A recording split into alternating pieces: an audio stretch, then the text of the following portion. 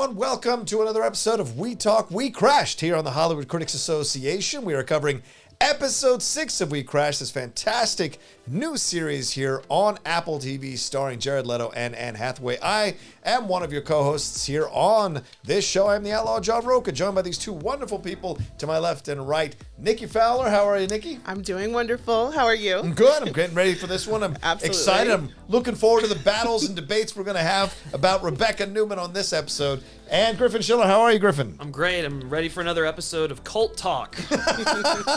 Yeah, that's no lie for sure. We're going to get into a lot of the cult aspects, certainly in this episode. The messianic, which apparently is a word he didn't know at that time for Adam Neumann for sure. But I want to remind you all to please, if you enjoy what we're doing here, enjoy some of the conversations we're having here, and enjoy some of the stuff that's going on in these episodes, we want to read some of your comments. We want to read them on the air. And the way you do that is to email us at shows@HollywoodCriticsAssociation.com. That's shows@HollywoodCriticsAssociation.com. We'll pick 2 comments out and we'll read them here. Sometimes we'll pull them from the comment section. Sometimes we'll pull them from your email. So send them in and let us know what you think about what's happening here on these episodes and in this series overall. And remember to comment below, as I said, and subscribe to the channel. You see that red subscribe button. Please make sure you do that. And if you share the video, which we'd love it if you did, put that hashtag WeCrashed on there. All right, let's get into this thing. I've got a few storylines we got to jump into, but so much happened here overall in this episode.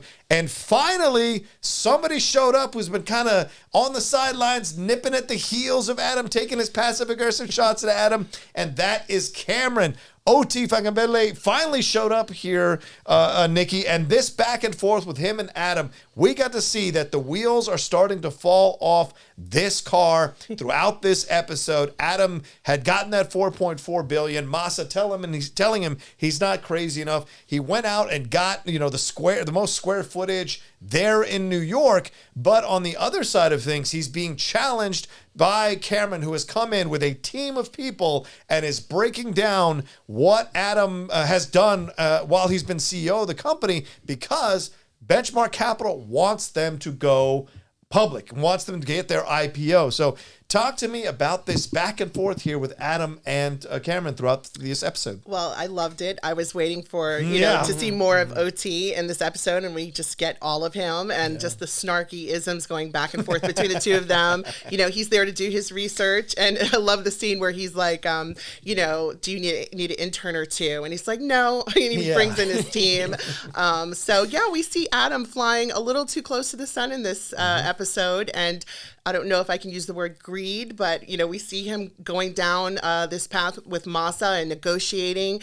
And the intro started off with this beer tap overflowing that he left on. And nice the symbolism. Episode wrapped with him curled up like a baby after, really not making the best decision. So loved that aspect. And also, which we'll get into, Rebekah's maybe finally putting in the work. I don't know if you guys will agree, but she's putting in some work with WeWork, WeGrow. And so we'll jump into all of that. Yeah, definitely, for sure. Overall thoughts on this episode, Griffin? Yeah. How did you feel that she mentioned WeGrow? Certainly a big part of this episode. And certainly if you've studied anything on WeWork, WeGrow is a huge breaking point in the WeWork process and in the WeWork story. Right. And we also got more here with Miguel kind of pushed to the sidelines and Massa not coming through for Adam. And we get Massa's advisors in the limo kind of giving him what's going on here and seeing Adam's hubris finally overreaching and not yielding the results he wants for the first time. What do you think of this episode? Yeah, I mean, I think you said it best off air, where you said it was the best episode of the series so far. Oh yeah, absolutely. I think I agree. Yeah. I think there's it's no coincidence that one of the first lines in the episode was "I want the sun" from Adam, and then Rebekah told him to manifest the sun, and so we see him flying too close to the sun and basically burning himself.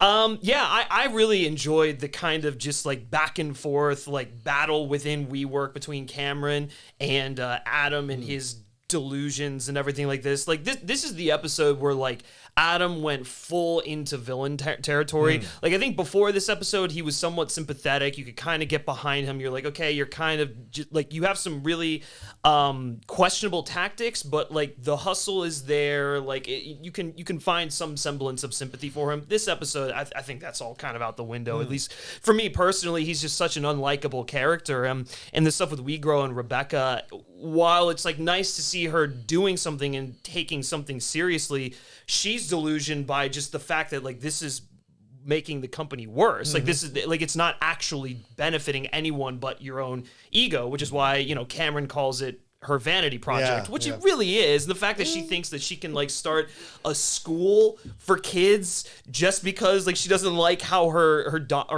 what is it, their daughters? Harlow, they don't like how their private school is run and stuff like that. It's this idea of like they know better than everyone else, and I think this is the episode where just their egos skyrocket like as high as it could possibly go. Yeah, for sure. I hear the grumblings already to my right here from Nikki Fowler. Nikki, go. I mean, no, let's jump to that because I do want to talk about the camera thing. Let's circle back to that, but let's work on the Rebekah stuff here. Adam and Rebekah, they head to Corte Madera when, as Griffin mentioned about wanting the son. They leave Miguel to handle the board meeting. Then we're seeing Rebekah getting inspiration from watching her children and reading her books there out on the beach. Then Adam meets with a bunch of people there on the beach. But then Rebekah pitches him something like, we fly, we work out, we do these kinds of things. So kind of trying to figure out where she fits. Adam seems to be humoring her. And then Rebekah and Adam talk to the dean of Harlow's school there. And when she suggests they go someplace else, I wrote they turn on the a-hole gene with Rebekah's inner ugliness coming out, saying she feels bad for all the other children. But then this begins Rebekah starting to think about how to feed her children's souls. And Adam points her back to the board that we saw at the beginning of this episode. And she starts to create the process of WeGrow, starts visualizing where she wants it to be, meets with designers, starts knocking down walls for social media stuff. And then they talk about manifesting freedom, about manifesting all these things. And Rebekah's having trouble being specific beyond catchphrases. And then she says her teachers are the Dalai Lama and Mother Nature. And then she's having her first day talking to the kids. And Adam doesn't even show up. He shows up late in his bathrobe to give them some kind of overall general pleasantries. And then they go at each other. So it looks like WeGrow became the first real thing that started to separate Adam and Rebekah right as things were falling apart. So does Rebekah deserve any credit in your mind for coming up with this kind of on the fly, even though she has no experience teaching anyone anything but yoga? There's a lot to go over here. Please. I spoke a lot, so I'm shutting up now. Go ahead, you Nikki. gave a great timeline. Well, first of all, I don't think that, it's totally ego-driven. I feel that you said something, but I forgot what the word was, but I feel that she's misinformed. Adam is not sharing with her the details of what is going on. That's fair. Until it's too late, where she's already trying to partner with Scooter Braun's brother for Mission U, which was actually a viable company that they went and bought for $4 million, and they created this WeGrow company out of it, which, bad timing because everything was kind of crashing and burning. Yeah. But, this list that she came up with, she's putting in the work, she's reading the VC books, something that maybe Adam could have done as well. I don't know if it's true that he has dyslexia. I'm not sure. That was kind of floated around. I'm not sure. But in real life. Yeah. But, she's putting in the work. I mean, she's had all these kids, I'm still very patient with her because she's trying. And I still feel she was an integral part of the WeWork brand, as I've mentioned in other episodes. But, this whole list, it's, it reminds me of Virgin Records, Virgin Airlines, Virgin this, So these weren't really crazy ideas. And this idea board is what he took back. And it's actually what caused him to initially get the yes from Masa. Yeah. So she basically said, manifest freedom. And he's using the same words. And he actually wins the deal with Masa. But then he goes and he, again, maybe got too greedy. And, he wanted to negotiate those terms for his benefit. And, real life, I read that, some of the details were he wanted to make sure, if he was convicted of a felony, he wouldn't lose any money. Right. So, he changed the contract to read, if it was a violent crime, yes, but if not, no. There would be severe penalties for getting him out of the company. Right. That's why there was that struggle with the two of them, Masa and Adam, over, ownership of that contract. But yeah, with Rebekah, I just look at it as I'm waiting to see if she's lying, if she's doing something as deceitful as Adam. And I just don't see it yet. Maybe we'll see it upcoming. Yeah. But, all of her manifestation and all of that, I feel is a part of, business. And so. All right, well, yeah. And one real quick, go back and we'll hear from Griffin here real quick. You're a businesswoman. You're watching her come up with this over reading books, but she's not sitting in classrooms. She's not going and doing the research. Yeah. And she's building this from scratch.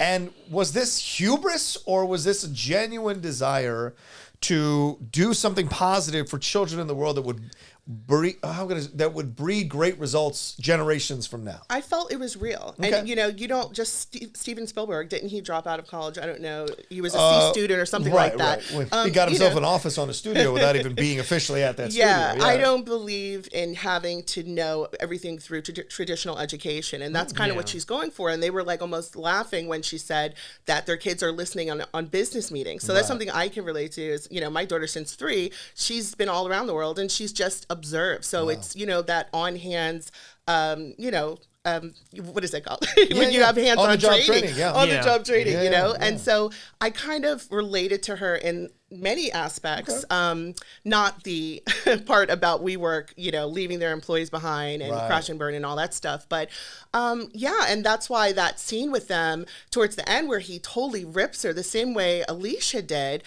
which he had to quickly say he was sorry for. That was rough. You went into school, you wanted to teach, I gave you a school, I gave you a studio for your acting, basically calling her a downright loser. And it was wrong because I thought back I went into the receipts, into the vault. Adam Neumann was helped by a lot of women to get to where he was. His sister, as you mentioned on the first show, he lived with her and borrowed money from her. And this is all coming from what I've heard about the real life Adam. And basically he got a loan from his grandmother for that initial baby product line. He dated someone that was, a hedge fund person that helped him gain capital. And then we see him going on to Rebekah and this $1 million.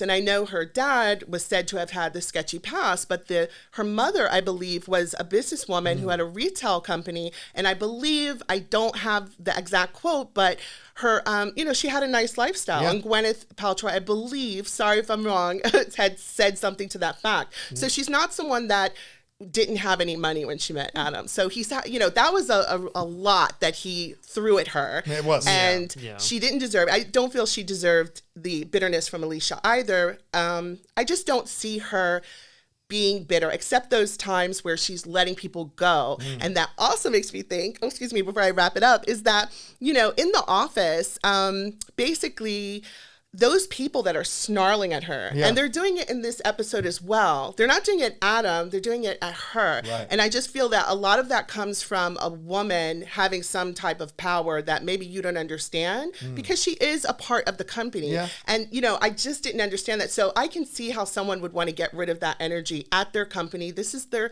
second home. So, so that's, just breaking down her character a little bit. Yeah, well, what do you think, Griffin? I mean, there's some points to take away from Nikki that I agree with. Those other points I don't 100% agree with, because I think she's parachuting in when it's convenient for her and parachuting out. But what do you think? Do you find authenticity in what Rebekah's doing, or do you find some nefarious things going on? I think there's authenticity in her soul searching. Okay. I genuinely do think she is lost and she's trying to find her thing, and WeWork is providing her with the capital and the space to find her thing.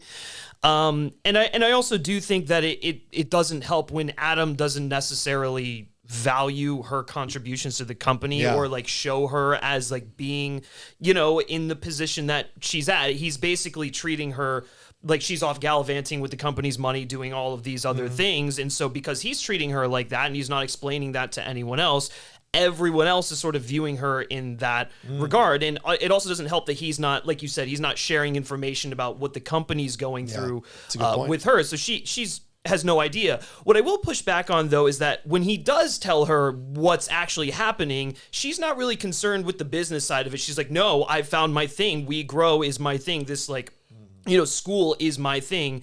And so, like, she kind of, like, maybe not manipulates, but she sweet talks Adam into, like, manifesting freedom to... And he does. But it also puts them in a worse position, I think. And it also, I think, just because of that relationship that Adam and Rebekah have, when she kind of strokes his ego, it just goes... Well, he could have used it for positive outcomes. Right. He got the money, yeah. and he didn't do what he was supposed to do. He Right. didn't show up for that meeting with the Saudi Arabian gentleman. That's more of like an Adam thing too, right? Like it's not fully on Rebekah. Yeah, that's just sort of like the because I mean, Masa is even guilty of that as well when he's like, oh, you're not being crazy enough. Right. You said you found her to be genuine with her kind of like building the school. I think I saw it as her just like finding another project that she could kind of get behind that might like collapse or something. Like one thing about her is that I think that part of her is real. And even if you're looking and you don't maybe understand it,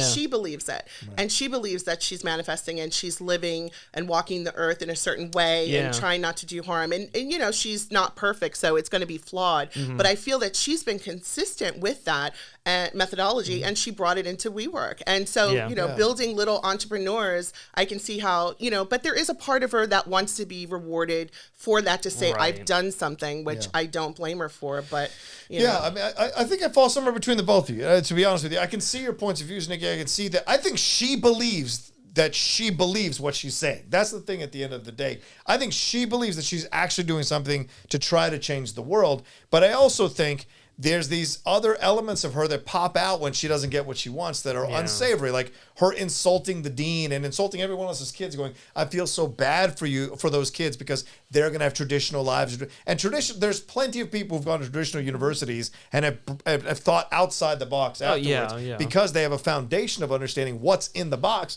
She doesn't even know what's in the box. Yeah. She's just kind of creating things. The manifesting is great, but the manifesting without foundation is why I think both of them end up in the situation that I think they're great for each other and colossally bad for each other at the same time. Yeah. So, that traditional school also, I also homeschooled my daughter later in high school years. So there was a different reasoning behind it. Yeah. But, there was pushback, I'm sure. You don't know what you're doing, but I did. Right. You know what I mean? Yeah. So I get that little challenge, but I hear what you're saying as well. Yeah. That's what I was looking at that. All right, let's move on to Cameron here. As I mentioned here, I want to really kind of dive into that other storyline here. Let's mention some of the things that happened. Bruce goes to visit Adam to tell him the board is turning on him, so that becomes a thing that is circulating through. I remember at the opening of the first episode, we saw that the board does eventually force him out as CEO. They want to go public, and they're worried about Adam's eccentricities, as he calls it. And Adam starts dumping all this eccentricities. Eccentricities got us all the things that we got now. Adam complains that Bruce didn't go along with him, and that's why SoftBank came in. And then Adam has a bit of hubris, saying to Miguel on the phone, WeWork is wherever we are. So there's a little bit of a hubris there. Miguel is struggling to run the meeting here. Adam is in charge. He gets to call the shots according to Bruce, but then Miguel calls to ask Adam to look at the TV, and that is Benchmark Capital forcing out the CEO of Uber, Travis Kalanick, being forced out, and that's a little foreshadowing here. And then finally, Bruce introduces Cameron to Adam and Rebekah, and it's so funny, that little scene, that little power scene right there, because Bruce introduces Adam and then introduces Miguel and does not introduce Rebekah until later. Adam has to introduce Rebekah, and then Bruce like, oh, yes, the chief branding officer. My apologies here. Yeah. And then Cameron, and they're pitching how to help Adam prepare for an IPO. Adam's certainly not happy with that. Cameron says the market doesn't like education. Cameron is now living here in the office. Adam and Miguel want to go public, but they don't want to have Cameron and Benchmark Capital owning their company, telling them what to do. We hear about them being we hear about him buying a coffee creamer company, a wave machine company, and Cameron is warning him about possible trouble. And for the first time ever, Adam does not want to hear the Harlem Shake. That was an interesting moment, I thought, for sure, when they were having the confrontation.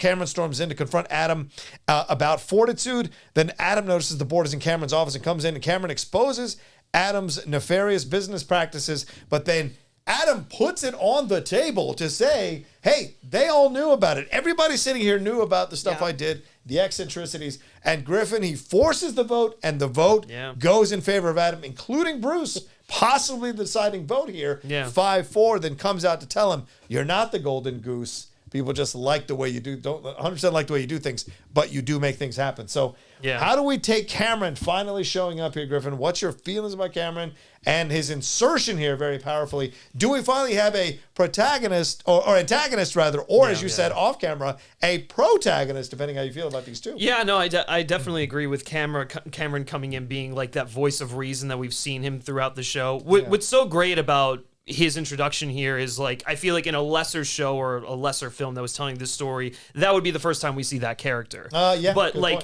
because of the scenes that we've seen with Cameron and Bruce and them kind of going back and forth, and Cameron's just like, dude, what are you doing? Like, this guy, like, you're out of your depth here. This is ridiculous. He's just burning all of your money.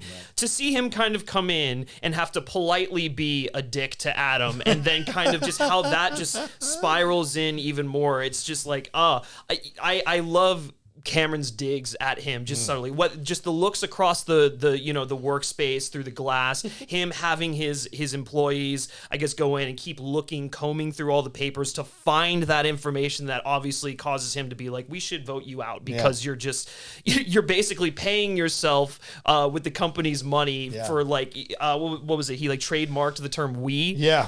And also the leases. There's a discrepancy on that as far as being able to trademark the word "we." These general words, you can't really do that. So there was probably some other finagling went around that. I don't know if he said he did and he got $5 million for it, and then I think he gave it back. But you really can't trademark the word "we."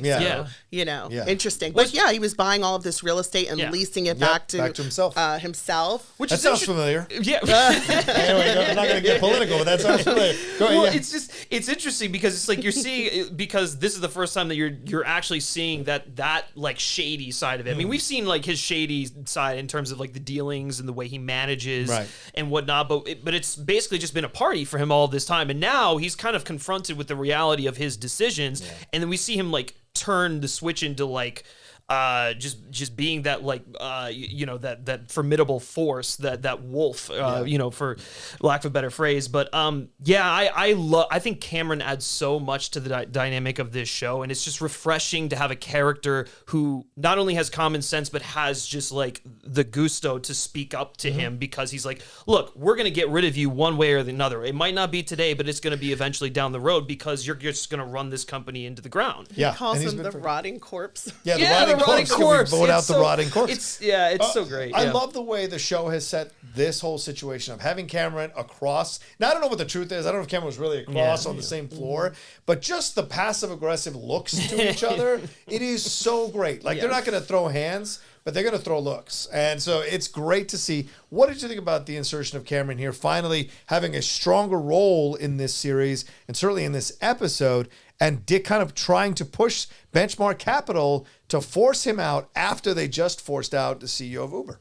Yeah, so I feel like Cameron's character just epitomizes what was really going on in real life from the media. And I think I mentioned on the last episode we did, where the media was not, they had their gloves off when it was in those interviews with the real Adam Neumann. They were like, how is this sustainable? And CNBC, we had the clip of him saying that, calling them out. When are you going to be profitable? And then Massa, hears it on the news as he's watching it. But so everyone had a lot of questions, and Cameron was just that character that was just throwing them at Adam. You told the Wall Street Journal that WeWork was profitable. You said we wouldn't need any more investment before the IPO. That's just not true. Just help me out here. Why are you lying, Mr. Neumann?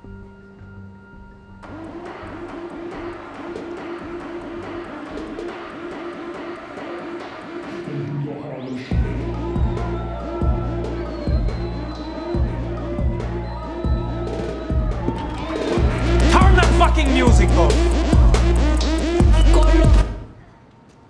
Continue. You've got my attention.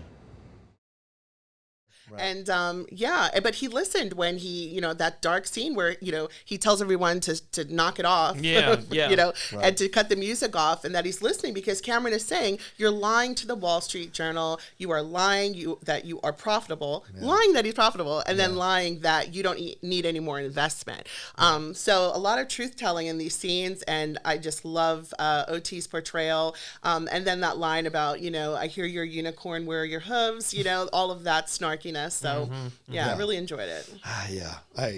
There's a term I want to use, but I'm not allowed to use it. But I think we're all thinking about how they're dealing with each other, which I think is fantastic. I also think the interesting thing about this is it kind of, I mean, you spoke about Cameron kind of being like the media, or just like the way people were kind of looking at WeWork at that time. What I really liked was just sort of how it was exploring kind of the private sector versus like when a company goes public and like all these things that you can get away with when you just have a private business. You don't have to worry about, shareholders or like, a board or stuff like that. You can just like basically run your own vanity project and call it a business. And I think it's seeing how Cameron is sort of like poking holes in like the ethics of that is I loved every bit about that. And I'm sorry. No, I was just saying, getting the specifics of the business stuff is something we have not had a lot on the show. Yeah. And I spoke with the two creators, and they focused on the love story being the central part of the show. And I mentioned, like, why didn't you get into more of the other stuff? And certainly one of the creators there is, I think it was Drew, is a guy who's worked on Wall Street, and he said, well, we had written those scenes out, but eventually it just became too overwhelming, right? But at least having a snippet of it here and hearing Cameron break everything down, for me, was very satisfying. Yeah, I agree with you. Yeah. I feel it was just enough for people that may not be well versed to have a good understanding of, profits, losses. Right. And, even when we go into Masa fueling and like going along for the ride. I mean, in real life, there's tons of things that you could read to find out more of the intricacies of what was going on with that contract. But Masa was doing his own thing with SoftBank. He was flying close to the sun as well. He wanted to have a VC, fund that was the biggest in the world. So he knew what he was getting into with Adam. It was crazy meets crazy, I love all of those dynamics. The other thing that's interesting, and I love that scene between Adam and Miguel after Cameron first arrives, and they're sort of talking about the fact that they both grew up in communes and they had to share clothes, toys, and like nothing belonged to them. And it was almost like it's almost like Adam is maturing inversely, where it's like he was selfless at first, and he had all of these things. He learned how to share, which is something that most kids struggle with at first. And now he's like, well, because I didn't have that phase of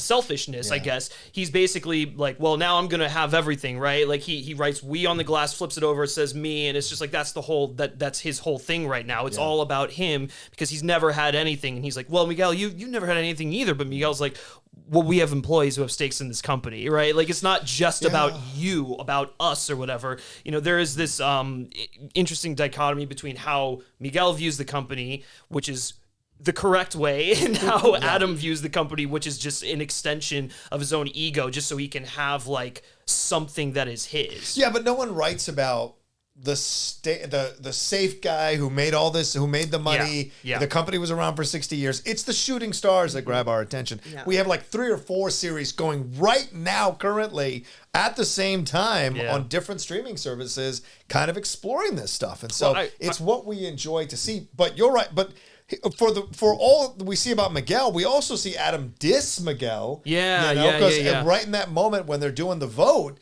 Adam says, who are you going to get to run it? Miguel, this guy?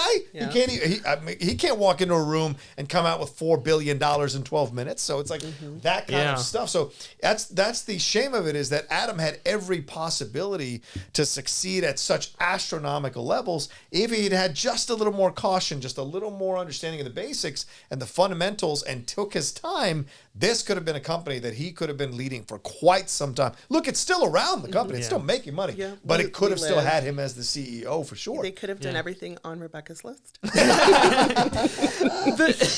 Aftershow. Why not? The other thing that was just like kind of illuminating about that scene where he dismisses Miguel Yeah. is like, that's how he's always viewed him. He's just Yes. always viewed him as a means to an end. He's never actually valued his contributions to the company. He's just viewed him as the guy who's either going to back him up or just like give him whatever he needs to keep going. And so like that whole exchange, I mean, basically when the facade is off and Adam is just like in full, like backed into a corner, full like businessman mode, he's like, this guy is useless. He doesn't do anything. He does what I tell him to do. And if you don't have me running this place, it's just going to like burn to the ground, you know? Well, and that may be coming, the back in the, I don't know, coming to Jesus moment for Adam with Miguel, because he just dropped those bombs on Rebekah at the end of this episode that were pretty harsh.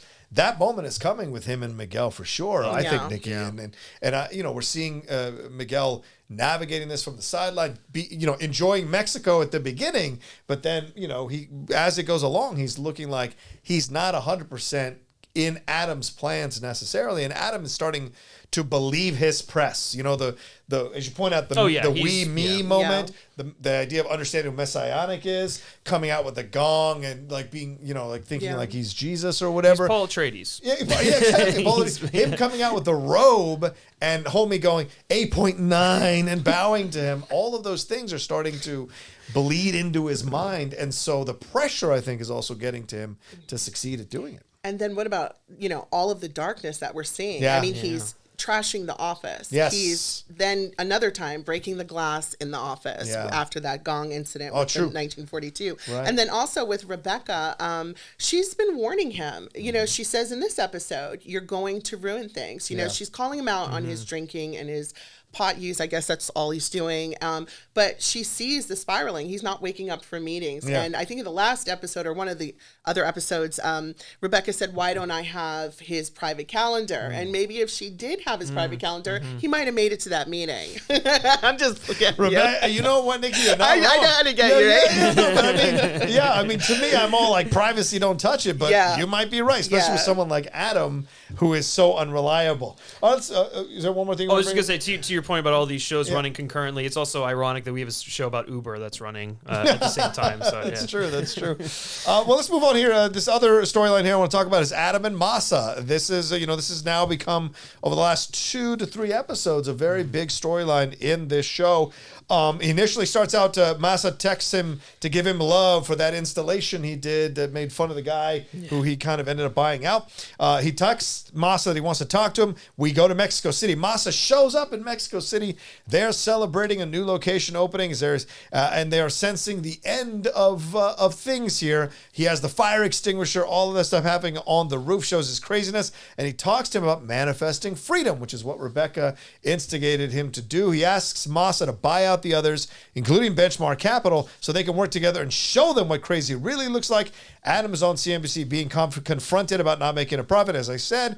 And then Masa watches the CNBC interview and then throws his phone to the side in the limo. And he has discussions with his people about this situation. And they're like, this is crazy. Adam wants total control. And he wants to tell you, Masa, that you can invest in other real estate ventures. And so Masa changes the deals, changes the terms of the deal. Adam pushes back, wants to go back and forth, and then Masa tells him he has to meet with Khaldoon Khalif El Mubarak, hope I'm saying that right, the head of Abu Dhabi Sovereign Wealth Fund, and Adam has to meet him before SoftBank will invest in them. Adam, for whatever reason, parties with Miguel that night. We see Chloe come in with Cameron, and they see the unfortunate design in the Zen rock garden, and they see the mess that Adam has left, and Adam is passed out. Not only is he forgetting that he has to meet with Rebekah on the first day of WeGrow, he's also 45 minutes late to this meeting, and Adam is trying to desperately call Masa afterwards. Masa eventually calls him back. He tries to smooth it over, and Masa says to him, it's not going to happen, and it's not going to work. He's not going to be able to invest and create this Project Fortitude and give him his freedom. Adam walks through the party kind of in a daze and eventually collapses. Rebekah comes to get him, and he starts crying in the car like a little baby in a fetal position. And Rebekah is crying too, but not because of what they're losing, but because of his behavior, and that might be. So what did you think about the back and forth here with Adam and Masa throughout the episode as it developed? And then in the end, like it is if you read any of the story here, Masa does not invest, and Adam messing up that meeting there. I mean, it seems almost self-destructive. Griffin said it a few episodes ago. Like, did he know from the beginning that he was going to mess this all up and then wanted to make sure he got out of it with as much money as possible? Yeah, I think at a certain point, Adam knew that, well, if this fails, I'll still walk away with something. He had negotiated the terms at WeWork to his benefit. Yes. Even down to the shares and all of that towards the end. So he knew what was going on. And then, with Masa, like I said, I feel Masa knew what he was getting into with Adam. He wanted to have the largest VC fund. He wanted to be talked about like Jeff Bezos and Bill Gates and some of the others, because you really don't hear that much about Masayoshi's son as much as you do them. And, just seeing the intricacies of that contract, and, he had a little weight in pushing Masa, and Masa answered to the Saudi money. Adam, it wasn't clicking with Adam, and he just was really nonchalant about that meeting, which was so important and pivotal. And then I believe, in real life, Masa was going to invest his own SoftBank money, and there were some issues with the stocks dropping. So there are other details to that. But yeah, just this power play between Masa and Adam. I mean, Adam was no dummy. I've said in the first few episodes of the show, was he putting in the work? Was he just coasting? But I feel after a certain period of time, he realized how to play the game. And he was playing it well, but he had a lot of deficiencies. He's always a presentation guy. He can go in there.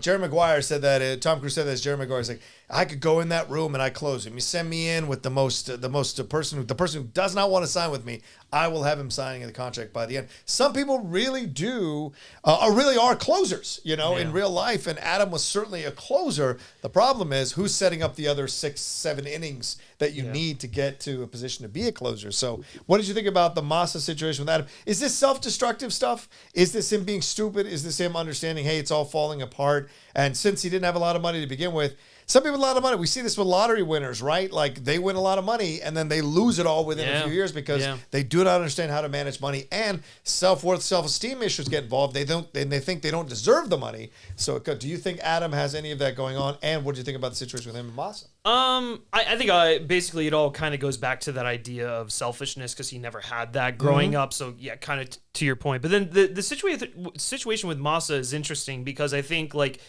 he thought he had Masa figured out, right? He thought he was on his team and everything like that. And I guess to an extent Masa was, but like there comes a point where just like these delusions and everything kind of have to hit the brick wall of reality. And Masa like finally reached the breaking point. I mean, he can't just like, Adam wants everyone's money, but he wants to be the person who dictates what to do with it without taking them into account. So it's just like the fact that he thought that he could take Masa's money like that and still come out on top, and the fact that he was like, no, keep sending it back, I need to rule the company. I mean, that just shows that he was just he viewed Masa as just like a means to an end as well, and Masa or the people around Masa caught on to that, and they're just like, that's just, this is ridiculous. You can't possibly be doing that. But or was he afraid that if Masa took over, that they would just kick him to the curb?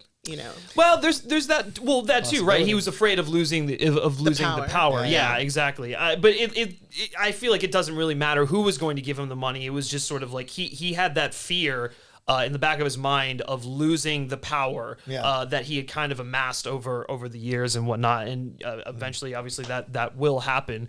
But I mean, he's his own worst enemy, right? Yes. He just kind of buys into his own bullshit, and that's ultimately, I think, what we see a lot of in this episode. Like, I do think he gets. We see how savvy he's gotten over the course of this show, but I think this episode saw him not operating smartly as a CEO. I mean, like, he's using very aggressive business tactics and being that, like, Jordan Belfort wolf-like character, but it worked against him, because everyone's like, well, you only have so much power, and you're only going to be able to run on this for so long before we're just gonna you do something catastrophic that just like blows the whole thing up, which is what eventually happens. The money runs out. Yeah, exactly.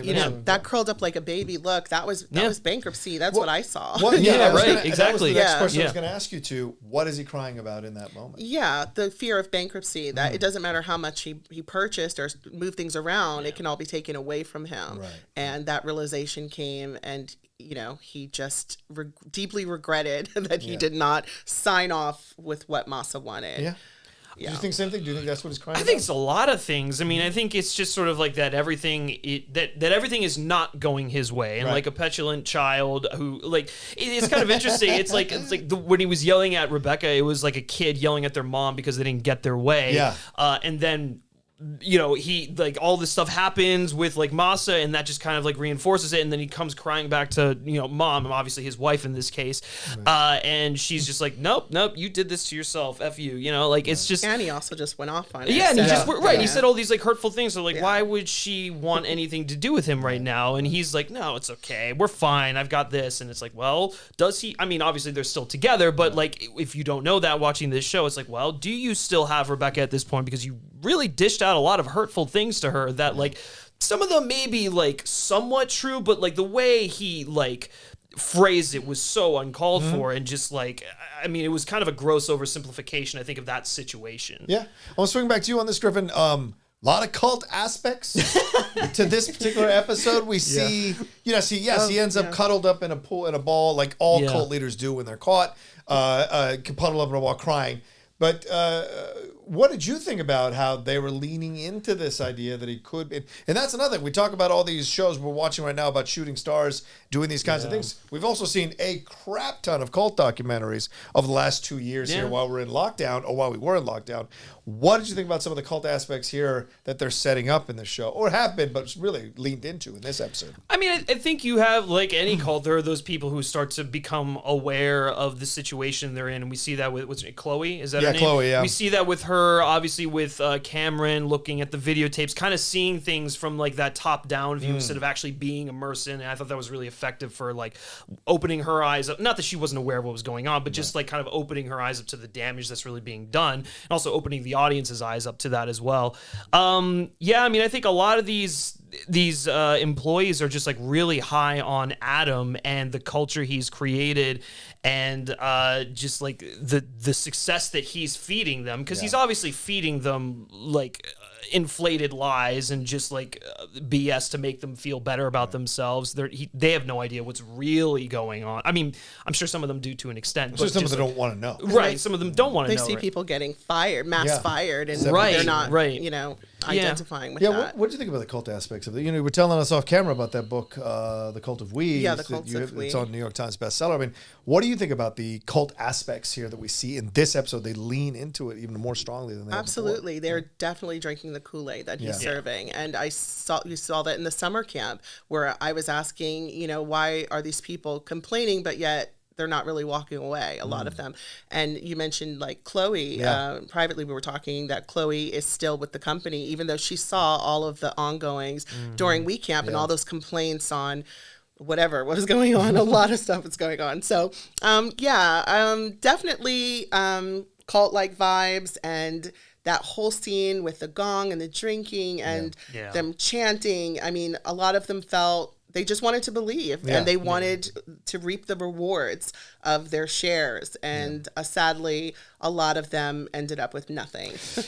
And we see. Oh, sorry. Go I was just gonna say, it was going back to like the whole reason why I think this company took off in the first place was because they came around right after the housing market, which they kind of talked about earlier in the episode. And I think all these people were kind of like desperate for that thing that was gonna just like fill or I guess make up for what kind of happened because of the fallout of the housing crisis. So it's like, you're right, they so desperately wanted to believe in this because they had been fed all these like sweet lies and whatnot.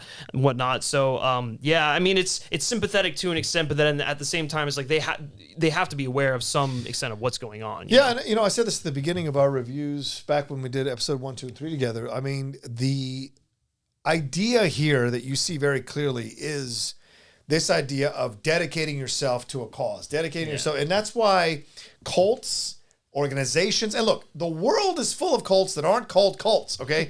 Any organization at some level, if it's led by one person's vision, is in essence a cult, and if you buy into it, they like to get them young. Watch any of the cult documentaries. They're going after the young people. When I did something a few years ago, I did a program and they're like, go get the young people, bring them in, get them to be a part of it. And I immediately walked away. I've always had an aversion to cults. It doesn't mean I still haven't found myself occasionally in a cult. And you have to be aware of this. And if anybody's watching, never lose your individuality in any kind of group, or you have become a member of the cult. And we see that here in the scene where they're having the party and the gongs. The new assistant, she is like almost animalistic in her screaming for Adam. And then when Adam collapses, she literally looks like she doesn't know what to do. And that's the sad truth of when you're young, your idealism can be manipulated by people who have their own best interests at heart and not your own, which is why Nikki brings up how this whole thing ends with so many people out of a job and without any money. And Miguel tried to warn him about as well. Let's hit a couple of comments. As I said, if you guys want to send comments to us, you can do it at shows@HollywoodCriticsAssociation.com, shows@HollywoodCriticsAssociation.com, or leave comments down below, and we will read a couple on every episode for as long as the show goes. I want to read this one from Dave Ho. He said, I've used a WeWork office, and it's fascinating to watch. So what does that mean? I would love to know. I've always seen the signs, but never gone into a WeWork place. There's one now where I live in San Diego. I think maybe 10 minutes from my house that I've driven past, and I've been curious to walk in. So have either of you been in a WeWork office or talked to anybody who's maybe been in a WeWork office? I've not. Just looked through the website and looked, and it looked flashy and it looked interesting, but no.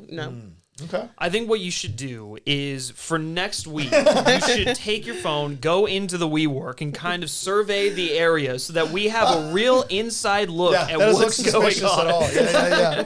Hey guys, going in now, just now, going in now, going in. Yeah, no, totally. That would not look suspicious at all. I want to know if they still have the beer on tap. Yeah, that's true. It's almost like, when you pass Scientology buildings, you're like, I don't want to go in there, but I kind of do just out of curiosity. Right. Shouldn't be putting that out there because I'm probably going to get targeted by the Church of Scientology now. Yeah, but anyways, you need to get clear, man. Yeah, everyone knows that. So another comment before you get us canceled. Jacobo Entertainment says, do you think the show is going to be nominated? I feel between The Dropout and Inventing Anna, the show has some tough competition. That's fair. As I mentioned earlier, a number of these shows are out now on different streaming services. So we're all critics. We all vote for stuff.